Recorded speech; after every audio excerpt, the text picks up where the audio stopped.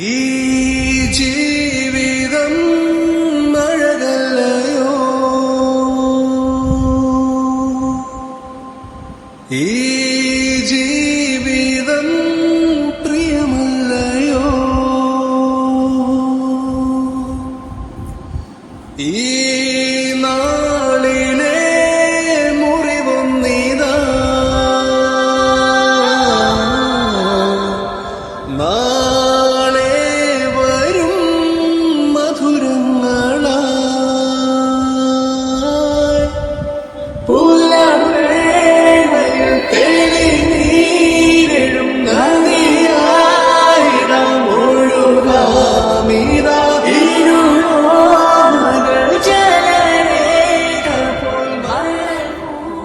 അപ്പോൾ as usual ഇതൊരു daily വ്ളോഗായിരിക്കും. അപ്പോൾ ഇന്നത്തെ വ്ളോഗിൽ കുറച്ച് പരിപാടികളുണ്ട്. വേറെ ഒന്നുമല്ല, ഇന്ന് ഹോസ്പിറ്റലിൽ പോകണം. ഇന്ന് ഉണ്ണിനെ ഹോസ്പിറ്റലിൽ കാണിക്കാൻ കൊണ്ടുപോകണം. 1.5 വയസ്സായി. അവന് മറ്റന്നാൾ 1.5 വയസ്സിൻ്റെ കുത്തിവെപ്പാണ്. അപ്പോൾ ഇന്ന് പോണത് അതിൻ്റെ ഇതായിട്ടല്ല, അവന് ഈ ചുണ്ടിൻ്റെ 2 സൈഡ് പൊട്ടണു. അപ്പോൾ ഡോക്ടറിനെ കാണിക്കാമെന്ന് കരുതി. പിന്നെ ഫുഡൊന്നും അങ്ങനെ കഴിക്കണില്ല, വാശി കൂടുതൽ. ഫുഡ് കഴിക്കാത്തതുകൊണ്ട് തന്നെ വിശപ്പ് റെഡി ആവാത്തതുകൊണ്ട് അവന് നല്ല വാശിയുണ്ട്. ഫുഡ് 2-3 ദിവസമായിട്ട് തീരെ കഴിക്കണില്ല. അതുകൊണ്ട് തന്നെ ഉറക്കം ശരിയാവണില്ല. പിന്നെ ചുണ്ടിൻ്റെ ഇവിടെ പൊട്ടുന്നതൊക്കെ ആയി കഴിഞ്ഞപ്പോൾ ഇന്ന് ഡോക്ടറെ ബുക്ക് ചെയ്തിട്ട് നമ്മൾ ഹോസ്പിറ്റലിൽ പോകാമെന്ന് കരുതി. അവനെ നമ്മൾ ജനിച്ചപ്പോൾ തൊട്ട് കാണിക്കുന്ന ഹോസ്പിറ്റലായിരുന്നു ഇപ്പോൾ വീണ്ടും കാണിക്കാൻ കൊണ്ടുപോകുന്നത്. നമ്മളതിൻ്റെ ഇടയിലൊന്ന് മാറ്റി കാണിച്ചിരുന്നു. അപ്പോൾ അതെനിക്ക് ഒട്ടും തൃപ്തി വന്നില്ല ആ ഡോക്ടറെ കാണിച്ചിട്ട്. സോ നമ്മൾ ബാക്ക് ടു അവനെ ഫസ്റ്റ് തൊട്ട് കാണിക്കുന്ന ഡോക്ടറിൻ്റെ അടുത്തേക്ക് തന്നെ കാണിക്കുകയാണ്. അപ്പോൾ അതിനായിട്ടിപ്പോൾ ചേട്ടൻ വരും. അപ്പോൾ നമ്മളവിടേക്ക് പോവും. പിന്നെ എന്നാൽ രാത്രി ഒട്ടും ഉറങ്ങിയിട്ടില്ല എന്ന് വെച്ചിട്ടുണ്ടെങ്കിൽ ഒട്ടും ഉറങ്ങിയിട്ടില്ല. നമ്മൾ കിടക്കണത് ഒരു 9:30-ക്കാണ്. 10 മണിക്ക് എണീറ്റു, 11:45 എണീറ്റു, 12:10 എണീറ്റു, 1 മണിക്ക് എണീറ്റു, 3 മണിക്ക് എണീറ്റു, 4 മണിക്ക് എണീറ്റു, 5 മണിക്ക് എണീറ്റു. പിന്നെ ഉറങ്ങിയില്ല. 6 മണി നമ്മളാണ് ഉറങ്ങണത്. 6 മണിക്ക് ഉറങ്ങിയിട്ട് ഞാൻ ഒരു 7:45 ഞാൻ എണീക്കണത്. വേറെ ഒന്നുമില്ല, ടൈം നോക്കണത് ഞാൻ എണീക്കുമ്പോൾ ഞാൻ ഫോണിലെല്ലാം ക്ലോക്കിൽ ടൈം നോക്കും എന്താ ഇങ്ങനെയെന്നുള്ളത്. പിന്നെ നമ്മൾ ഫോർമുല കലക്കാൻ നിൽക്കാണല്ലോ. നല്ല കൊച്ചൂണ് നല്ല സീനാക്കിയിരുന്നു. നല്ല 9 മണിക്ക് ഉറങ്ങിയിട്ട് അവൾ പിന്നെ ഒരു 3 മണി സമയത്ത് അവളെ എണീക്കണത്. അവളെ കൊണ്ട് യാതൊരു പ്രശ്നമില്ല. പക്ഷെ കൊച്ചു ഭയങ്കരമായിരുന്നു ഇന്നലെ. ലാസ്റ്റ് അമ്മയും ഉണ്ണിയോളം ഞാൻ ഒരുമിച്ചാണ് കിടക്കണത്. ലാസ്റ്റ് അമ്മ ഉണ്ണി ഉറങ്ങാണ്ടായപ്പോൾ ഉണ്ണിനും കൊണ്ടിട്ട് ആ റൂമിൽ പോയി കിടന്നു. അതോടെ ഞാൻ പെട്ടു. കൊച്ചുവിനെ ഹാൻഡിൽ ചെയ്യാൻ പറ്റണ്ടേ. ലാസ്റ്റ് അവൻ രാത്രി ഇരുന്ന് അവനെ നോക്കിയിരുന്നിട്ടുള്ളതാണ് ഞാൻ ഫസ്റ്റ് ഇട്ടുള്ള ഒരു ക്ലിപ്പ്. ഉറങ്ങാണ്ടിരുന്നിട്ട് പിന്നെ അവൻ ഉറങ്ങി. ഇപ്പം നല്ല ഉറക്കമാണ്. ഞാൻ കാണിച്ചു തരാം.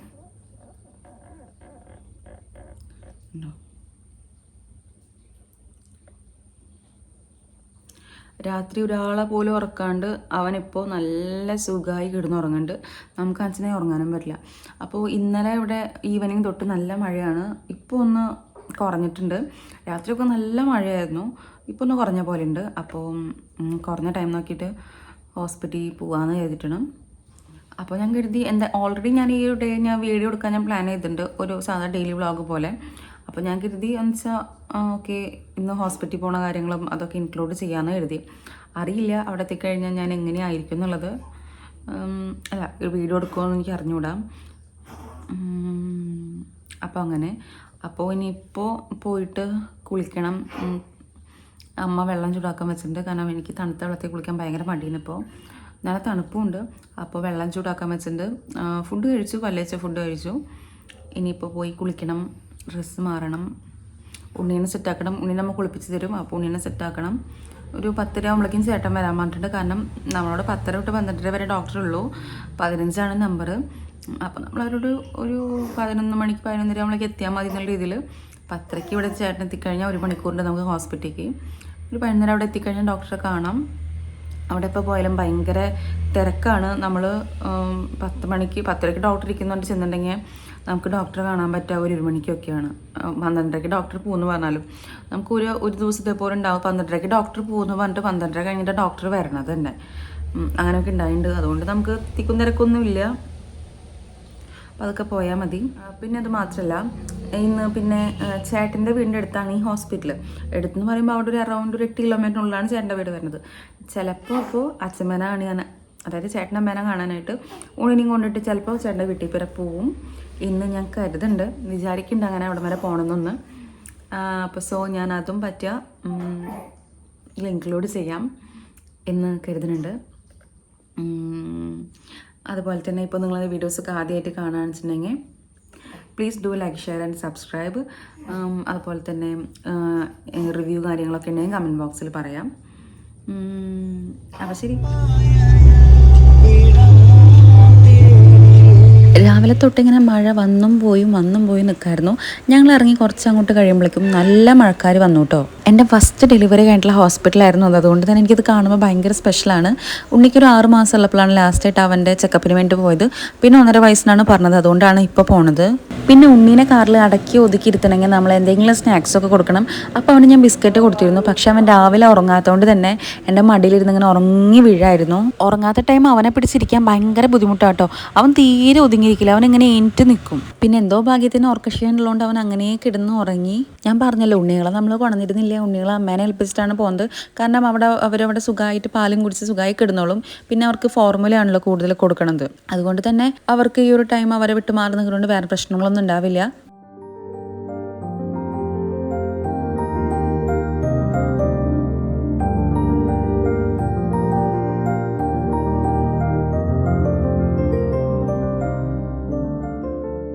അങ്ങനെ ഹോസ്പിറ്റലിൽ എത്തിയപ്പോൾ അവിടെ ഭയങ്കര തിരക്കായിരുന്നു കേട്ടോ. പിന്നെ ചേട്ടന് ഓരോ മരുന്ന് വാങ്ങാനും പിന്നെ കാർഡ് എടുക്കാനൊക്കെ പോകേണ്ട തിരക്കിലായതുകൊണ്ട് ഉണ്ണി എൻ്റെ കൂടെ ആയിരുന്നു. അതുകൊണ്ട് തന്നെ ഹോസ്പിറ്റലിൽ പ്രത്യേകിച്ച് വേറെ ഒന്നും എടുക്കാൻ പറ്റിയില്ല. നമുക്ക് വേഗം തന്നെ കാണാൻ പറ്റി. നമ്മൾ പ്രീ ബുക്ക് ചെയ്തുകൊണ്ട് തന്നെ നമ്മൾ എത്തിയ സമയം നമ്മളിപ്പോൾ ഒരു 10 നമ്പർ വരെ കഴിഞ്ഞിരുന്നു.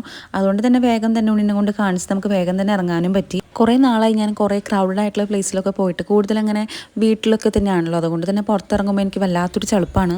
പിന്നെ അത് കഴിഞ്ഞ് തിരിച്ച് വണ്ടിയിലെത്തിയപ്പോഴാണ് ചേട്ടൻ പറഞ്ഞത് ചേട്ടൻ മരുന്ന് വാങ്ങാൻ മറന്നു എന്നുള്ളത്. അപ്പോൾ ചേട്ടൻ മരുന്ന് എടുക്കാൻ പോയ സമയത്ത് ഞങ്ങൾ കാറിലിരുന്നിട്ട് കുറച്ച് ഫോട്ടോസും വീഡിയോസൊക്കെ എടുക്കുകയാണ്.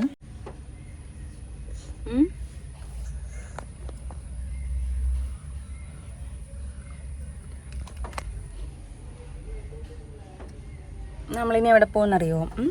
നമ്മളിനി വീട്ടിൽ പോവും, അച്ഛമ്മേനെ കാണും, എന്നിട്ട് നമ്മൾ കാഴ്ച ബംഗ്ലാവിൽ പോവും. ഓക്കെ,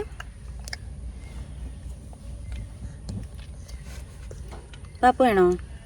വിശക്കുണ്ടോ? തണുപ്പിട്ടിട്ട് അമ്മ തുറന്നു തരാം കേട്ടോ.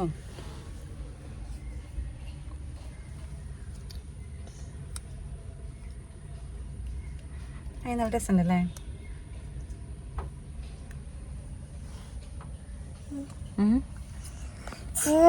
ഓ, നമുക്ക് കാറ് നമുക്ക് ഇങ്ങനെ വെച്ചാലോ? ഇത് ഹായ്, പറ്റിയൊരു സ്പോട്ട് കിട്ടി നമുക്ക്. യെസ്, നമുക്ക് ഇങ്ങനെ വയ്ക്കാം. അമ്മ പാപ്പു തട്ടുണ്ടെങ്കിൽ പാപ്പു തട്ട് നമുക്ക് ഐസ്ക്രീം കഴിക്കാം. നമുക്ക് ഐസ്ക്രീം കഴിക്കാം. ഞങ്ങൾ ഐസ്ക്രീം കഴിക്കാൻ പോവാണ് ഗൈസ്.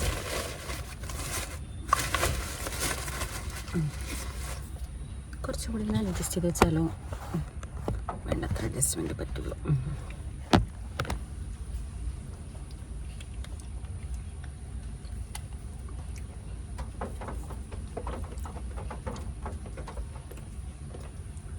മഴ പെയ്യോ?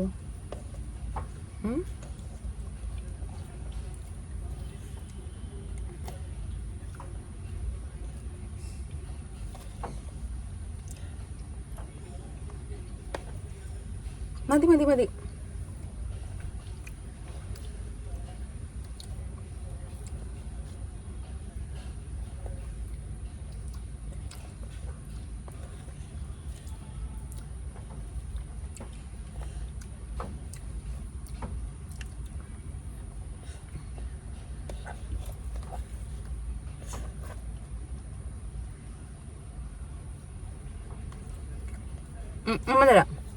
അമ്മ തരാം നീ.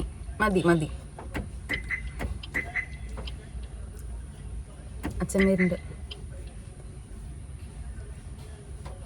അമ്മ തരാം നീ.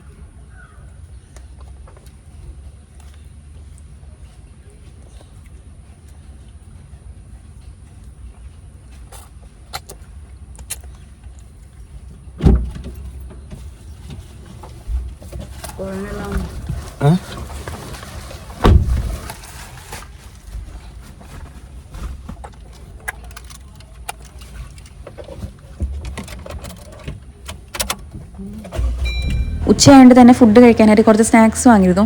അപ്പോൾ അതിലുണ്ടായിരുന്ന ഐസ്ക്രീം. അപ്പോൾ ഉണ്ണിക്കത് കൊടുക്കുമ്പോൾ അവൻ അതിൽ നിന്ന് കുറേ കഴിക്കും. അത് മാത്രമല്ല കഴിയണ വരെ അവനത് കിട്ടണമെന്ന് ഭയങ്കര നിർബന്ധമാണ്. അതാണ് ഞാൻ അവൻ്റെ നിന്ന് കൂടുതൽ കൂരിക്കോരി കഴിക്കണേ. അല്ലെങ്കിൽ കഴിഞ്ഞിട്ടില്ല എന്നുണ്ട് നമ്മൾ മാറ്റി വെച്ചാൽ അവൻ വാശി പിടിക്കും. അപ്പോൾ അവനെക്കാട്ടും മുൻപ് ഞാൻ കഴിച്ച് തീർക്കാൻ ശ്രമിക്കണതാട്ടോ അത് കാണുന്നത്.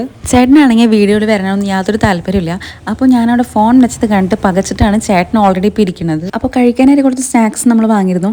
അപ്പോൾ ഞാൻ അതാ ചോദിക്കുന്നത്, നമ്മൾ ഇവിടെ ഇരുന്ന് കഴിക്കുകയാണോ അതോ വീട്ടിൽ പോയിട്ടാണോ കഴിക്കണേന്നൊക്കെ. ചേട്ടൻ്റെ വീട്ടിലേക്ക് പോകാമെന്ന് ചേട്ടൻ പറഞ്ഞിരുന്നു.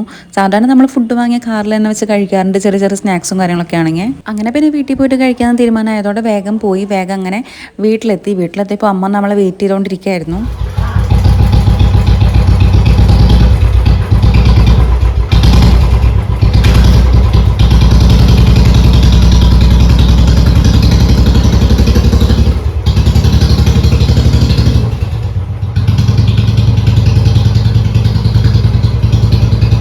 അങ്ങനെ അവിടെ എത്തിയിട്ടാണ് ഊണ് കഴിച്ചത്. അത് കഴിഞ്ഞിട്ട് ഊണിനെ കാണാനായിട്ട് അപ്പുറത്തും ഇവിടുത്തുള്ള കുട്ടികളൊക്കെ വന്നിരുന്നു. അപ്പോൾ അതിനിടയിൽ ഞാൻ ഞങ്ങളുടെ റൂമിലേക്ക് ഒന്ന് പോയി നോക്കുകയാണ്. എത്ര നാൾക്ക് ശേഷമാണെന്നറിയോ ഈ തിരിച്ച് ഞങ്ങളുടെ റൂമിലേക്ക് ഒന്ന് എത്തുന്നത്. ചേട്ടൻ മാത്രമാണ് ഇപ്പോൾ റൂം യൂസ് ചെയ്യണത്. അതുകൊണ്ട് തന്നെ നല്ല രസത്തിൽ കിടക്കുന്നുണ്ട്. ഞാൻ നല്ല വൃത്തിക്ക് നല്ല മെയിൻറ്റെയിൻ ചെയ്ത് നോക്കിക്കൊണ്ടുവരുന്ന എൻ്റെ റൂമാണ്.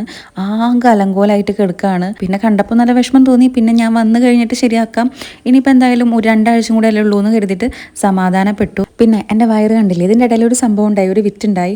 വേറൊന്നുമല്ല, ഞാൻ ഹോസ്പിറ്റലിലേക്ക് ഞാനും ചേട്ടനും ഉണ്ണയായിട്ട് പോയപ്പോൾ ഫുൾ സീറ്റ് ഫിൽഡ് ആയിരുന്നു. അപ്പോൾ എന്നെ കണ്ടപ്പോൾ ഒരു ചേച്ചി ആളുടെ മോളോട് പറഞ്ഞു ഇൻറ്റ് കൊടുക്കാനായിട്ട്. കാരണം അവർ കരുതി ഞാൻ പ്രഗ്നൻ്റ് ആണെന്ന് എൻ്റെ വയറ് കണ്ടിട്ട്. അപ്പോൾ എനിക്കത് എന്താ സന്തോഷിക്കണോ കരയണോ ചിരിക്കണോ കരയണോ എന്നുള്ളൊരു സ്റ്റേജായിരുന്നു അപ്പോഴത്തെ എൻ്റെ. എന്തൊക്കെ ചെയ്തിട്ട് എൻ്റെ വയറ് പോകണില്ല, ജീവിതകാലം മുഴുവൻ ഗർഭിണിയെ പോലെ നടക്കേണ്ടി വരുമെന്നാണ് അപ്പോഴത്തെ എൻ്റെ സംശയം. പിന്നെ കുറച്ച് കഴിഞ്ഞപ്പോൾ ചേട്ടൻ ഉണ്ണിനെയും കൊണ്ട് റൂമിലേക്ക് വന്നിരുന്നു. അങ്ങനെ കുറച്ച് നേരം ഉണ്ണിക്കായിട്ട് അവിടെ നിന്ന് കളിച്ചു. പക്ഷെ നമുക്ക് പോകേണ്ട ടൈം ആയിരിക്കണം. അപ്പോൾ തന്നെ ഓൾറെഡി 3:30 ടൈമൊക്കെ ആയി. അപ്പോൾ ഞാൻ വേഗം തിരക്ക് പിടിച്ചിട്ട് ഇറങ്ങാണ്. കാരണം ഉണ്ണികൾ രണ്ടുപേരും അവിടെ ഉള്ളതല്ലേ. നമ്മളൊരു 10:30-11 മണിക്കാണ് വീട്ടിൽ നിന്ന് ഇറങ്ങിയിട്ടുള്ളത്. അങ്ങനെ അവിടെ നിന്ന് ഒരു 3:30 കഴിഞ്ഞപ്പോൾ ഇറങ്ങി തിരിച്ചു വരുന്ന വഴിക്ക് ഞങ്ങൾ അവിടെയുള്ള റോഡാട്ടോ, 2 സൈഡും പാടായിട്ടുള്ളത്. അപ്പോൾ അവിടെ ഒരു ഫാം ഉണ്ട്. അപ്പോൾ അവിടെ നിന്ന് പശുക്കളെ കൊണ്ടുപോകുന്ന കാഴ്ചയാണ് കാണുന്നത്. എന്ത് രസം എന്നറിയും, ഇങ്ങനെ കുറേ പശുക്കളായിട്ട് ഇങ്ങനെ ആ ഒരു പാടത്തേക്ക് ഇറങ്ങി പോകുന്നത് കാണാം. അവർ ഭയങ്കര എന്താ പറയുക, നമ്മൾ സ്കൂളിലേക്ക് പണ്ട് അസംബ്ലിക്ക് പോലെ അതുപോലെ തന്നെ നല്ല ഡിസിപ്ലിൻ ആയിട്ടാണ് പശുക്കളൊക്കെ പോണത്. ഞാൻ ആദ്യമായിട്ടോട്ട് ഇത് കാണുന്നത്. അതുകൊണ്ട് തന്നെ ഭയങ്കര ഒരു പുതുമയായിട്ടുള്ളൊരു കാഴ്ചയായിട്ട് തോന്നി. അങ്ങനെ പിന്നെ നല്ല മഴയായിരുന്നു, ഭയങ്കര മഴയായിരുന്നു. ഉണ്ണി രാവിലെ ഉറങ്ങാത്തതുകൊണ്ട് തന്നെ ഈ ഒരു ടൈം ആയപ്പോഴേക്കും മടിയിലിരുന്ന് നല്ല ഉറക്കമായിരുന്നു. സാധാരണ 90 കഴിഞ്ഞിട്ട് കുട്ടികളായിട്ട് പോകാൻ പാടുള്ളൂന്നുണ്ടല്ലോ. പക്ഷെ ഇവിടെ കുട്ടികൾക്ക് മാത്രമാണ് കയറാൻ പറ്റാത്തുള്ളൂ. എനിക്ക് എപ്പോൾ വേണമെങ്കിലും ചേട്ടൻ്റെ വീട്ടിലേക്ക് പോയി വരാൻ പറ്റും. ഞാൻ ഫസ്റ്റ് ഡെലിവറിയിലും അങ്ങനെ പോയിട്ടുണ്ട്. എനിക്കൊരു എക്സാമിന് വേണ്ടിയിട്ടാണ് ആ ടൈമിൽ പോയത്. അപ്പോൾ ഉണ്ണിനെ പുറത്തിരുത്തി ഞാൻ വേഗം പോയിട്ട് എൻ്റെ എക്സാമിന് വേണ്ട സാധനങ്ങളൊക്കെ എടുത്തിട്ട് തിരിച്ച് വരാണ് ചെയ്തത്. അതുകൊണ്ട് തന്നെയാണ് ഇപ്പോൾ ചേട്ടൻ്റെ വീട്ടിൽ ജസ്റ്റ് ഒന്ന് വേഗം പോയിട്ട് ഉണ്ണിനെ കാണിച്ചിട്ട് വേഗം വീട്ടിലേക്ക് തിരിച്ച് വന്നത്. അങ്ങനെ പിന്നെ വരുന്ന വഴിക്ക് എൻ്റെ ലാപ്ടോപ്പ് കൊടുത്തിട്ടുള്ള ഷോപ്പിലൊന്ന് കയറി അത് വാങ്ങാനായിട്ട്. പക്ഷെ അതിപ്പോൾ കൊടുത്തിട്ട് ഒരു 1 വീക്കിന് മുകളിലായിരിക്കണം. അവർ ഇതുവരെ റെഡി ആക്കിയിരുന്നില്ല.